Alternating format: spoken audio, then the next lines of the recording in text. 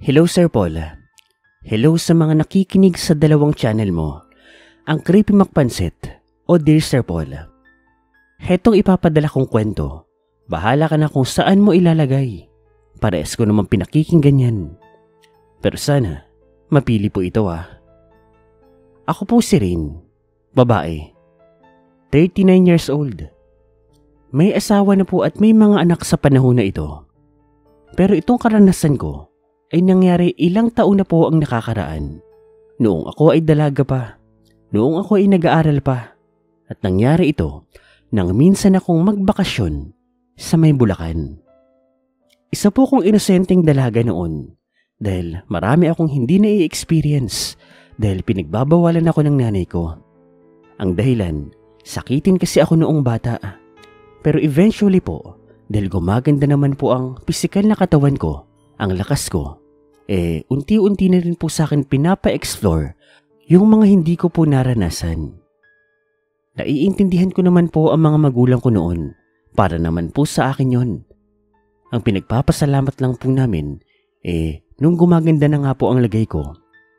Miski sila, gusto rin po nilang ipagawa sa akin yung mga bagay na hindi ko pa nagawa. So heto na nga po, bakasyon po noon. Kung tama ko ng pagkakaalala, katatapos lang po ng school year ng second year high school ko. At papasok na po ang third year high school ko. At ang gusto po ng mama at papa ko, magbakasyon kami sa isa sa mga kapatid niya sa may Bulacan. Na syempre, tuwang-tuwa naman ako. Kasi, hindi talaga namin ginagawa yun. At isa pa, kaklose ko rin po yung pinsan ko doon na si Cheryl. Madalas po kami magkasama nito. Pero, doon po siya sa amin nagpupunta. Sa amin siya nagbabakasyon. Pero that time, doon naman kami sa lugar nila na talaga namang ikinatutuwa ko. So yun na nga, agad-agad po, bumiyahe kami papunta doon sa lugar. Meron naman po kaming sasakyan. Sobrang excited po ko nun. Hindi nga ako halos nakatulog sa biyahe. By the way, taga-QC po kami, tapos taga-Bulacan sila. Kaya kahit papaano ay hindi naman po kalayuan ng biyahe. Hanggang sa nakarating na nga kami doon sa lugar. Hindi ko po inaasahan na ganoon pala kaliblib ang kanilang lugar. Malapit sa bundok. Actually parang nasa parte na nga kami ng bundok noon. Tapos napakaraming puno. May malaking palayan sa kanilang harapan. Na base sa kanila, sa amin daw yun. Hati-hati raw kami mga apo. Sinalubong naman kami ng lahat ng kaanak namin. Malaki kasi ang pamilya nila Cheryl. 5 po sila magkakapatid. Tapos, nakatira po sa kanila ang aming lolo. Nabuhay at malakas pa sa mga panahon na iyon. Sa pagdating nga namin, ay napakarami din pong nakahandang pagkain. Talagang sinalubong nila kami. Dahil alam naman nila ang kalagayan ko. Na sobrang bago nga sa akin ng lahat. Napakasaya ko po noon. Bagong-bago talaga ang lahat sa akin. Siya nga pala, ang isa pala sa dahilan kung bakit kami nagbakasyon doon, meron daw kasing aayusin sila papa na patungkol sa mga lupa-lupa nila. Anyway, wala naman akong connect doon. Dinigdag ko lang din po. So, heto na nga po. Ang sarap po ng kain namin. Boodle fight pa. First time ko lang din pong na-experience yun. Kaya tuwang-tuwa ko. Matapos naman po yun, bigla akong inaya ni Cheryl noon kasama ng mga pinsan namin. Magpunta raw kami sa may ilog. Kumbaga gala-gala lang, tampisaw-tampisaw lang. Pagkalingon ko nga kay mama at papa, hinayaan po nila ako. Doon po sa lugar na yun, meron po doon malapit na ilog. May mababaw na parte at may malalim naman sa bandang dulo. Napakaganda po nito. Malinaw-linaw kasi ito. Tapos base sa kanila, meron daw pong mga isda. Nakakatawa talaga. Para akong inosente nun. Habang nagliliwaliw kami doon sa may ilog, nagulat na lamang kami nang bigla kaming makakita ng isang matandang babae. Ha? Nakawala ka na pala sa sumpa. Kay tagal mong hindi nagbalik dito. Hindi naman ako nakapagsalita. Mabuti nga po, nandoon po ang pinsan kong si Cheryl. Sino po kayo? Ano pong sinasabi niyo at hindi namin kayo maintindihan? Malalaman nyo rin sa mga susunod na araw. Mag-iingat ka. Ulan. Noong una hindi ko malaman kung bakit Ulan ang tinawag niya sa akin. Pero naalala ko, Rain nga pala ang pangalan ko. Mabilis naman pong umalis sa matandang babae na iyon at dahil hindi na ako komportable, umuwi na rin po kami. Sa pag-uwi naman po namin, ibinalita naman po namin sa lahat ang nangyari at kitang-kita po namin ang pagbabago ng kanilang mga reaksyon. Mula sa masaya ay naging seryoso hanggang sa natakot. Anong sinabi mo? Nagbalik si Magdalena. Magdalena? Magdalena po ba ang pangalan ng babaeng yun, Lo? Oo. Itay, akala ko ba wala na siya? Wala na siya dito, iho. Mula nung umalis kayo papunta sa Maynila hindi na namin siya nakita kaya akala namin wala na siya. Sandali po, ano po bang meron? Iha, kaya kasakiting tao ay dahil doon sa babaeng yon. Yon ang aswang na nagbigay ng sumpa sa'yo. Dahil ang anak niya ay namatay dahil sa papa mo.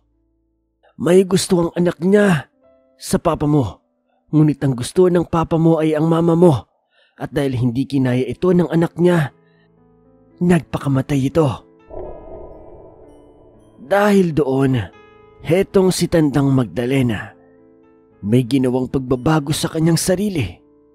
Normal lang siyang tao noong araw, pero dahil nga sa nangyari, pinili niyang maging aswang. At sinumpa ka niya, apo. Naging aswang ka, naging sakitin ka, dahil doon, mukhang alam niya ang pagbabalik mo. Kaya nagpakita siya sa'yo. Ikaw ang gagantihan niya.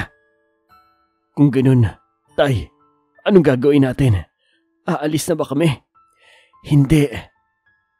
Haharapin natin siya na dapat nating ginawa noon pa. Dahil hindi ito matatapos kapag hindi natin ginawa yon. Pero papaano po, Tay? Matanda na po kayo. Kumpara naman sa apo ko, ay hindi ako magdadalawang isip.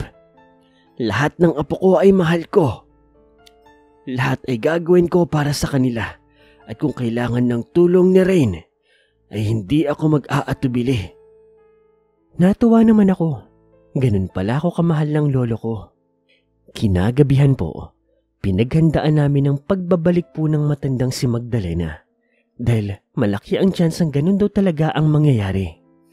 Imbis tuloy na magsaya kami, lahat kami ay naghanda. Sa bahay po na iyon, nagkunwari kaming tulog, pero lahat kami ay gising. May kanya-kanyang armas, mapabata at matanda. Sa mga sandaling yun, takot na talaga ako. Lalo pa nang marinig namin ang tawa ni Magdalena sa labas. Anong akala nyo? Matatakasan nyo ang kapalaran ninyo? Ano sa tingin nyo? Patay na ako. Jason, ikaw ang pumatay sa anak ko, kaya papatayin ko rin ang anak mo. Sa harapan po ng bahay namin, sa gitna ng kadiliman, nakikita po namin ng matanda. Kumikinang sa dilim ang kanyang namumulang mga mata. At alam namin, hindi siya normal na tao. Sa pagkakataon po na iyon, hinarap po siyang mag-isa ni Lolo. Buhay ka pa pala, tanda. Sa'yo ko dapat itanong yan. Buhay ka pa pala. Hindi ako pwedeng mamatay hanggat hindi ako nakakapaghiganti. Pues, papatayin kita ngayon.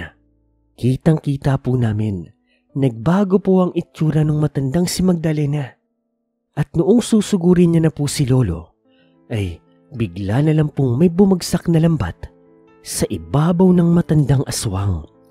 Hindi niya po inasahan yon, dahil yun talaga ang pinakapatibong namin. Naglagay kami ng maraming lambat sa ibabaw. Tapos, bawat lambat, merong mga bawang, asin, at kung ano-ano pang mga pangontra. Kitang-kita namin kung papaanong masaktan yung aswang sa lambat at sa mga pangontra. At sa pagkakataon po na iyon, hindi na po pinakita sa aming mga kabataan kung anong ginawa kay Magdalena ng mga matatanda. Kinabukasan po, nagbalik po ang matatanda. Hindi na kami nagtanong kung anong ginawa nila, pero ang sabi po nila, tapos na raw po ang problema. Wala nang sumpa na nakakapit sa akin at higit sa lahat, wala nang aswang na si Magdalena. Hindi ko nun lubos akalain na sa likod pala ng pagiging sakitin ko at sa likod ng pagiging mahigpit sa akin ng mga magulang ko ay meron pa palang mas malalim na dahilan. Yun nga, ang nakaraan ng tatay ko at ng matandang si Magdalena. Pero ganun pa man, laking pasasalamat ko nang natapos na naman ang lahat.